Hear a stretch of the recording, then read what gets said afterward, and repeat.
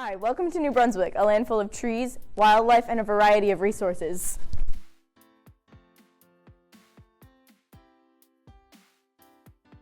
As you can see, our colony is vulnerable to invasion. So, if we were to join Confederation, we'd want protection from the USA. This could come in the form of funding to build our militia or in troops from the different colonies. These troops could be transported by the railway, which we want to go through St. John's, our urban center. We want the railway to go all the way to the port of Halifax, which will boost the economy of the colonies and improve the connection between colonies.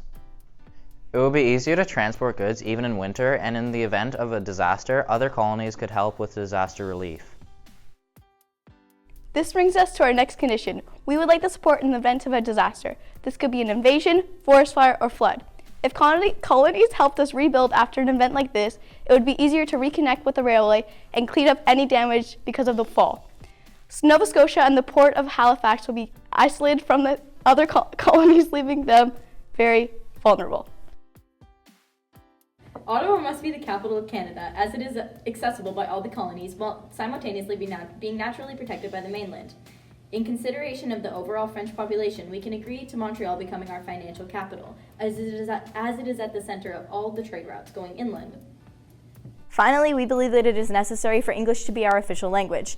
Once again, in consideration of the French population, we can agree to making French our secondary language. This will also mean that it is taught in schools, but it's only mandatory in East Canada. We also believe that it will be beneficial to all colonies if every colony put money towards the research of ships and sea travel.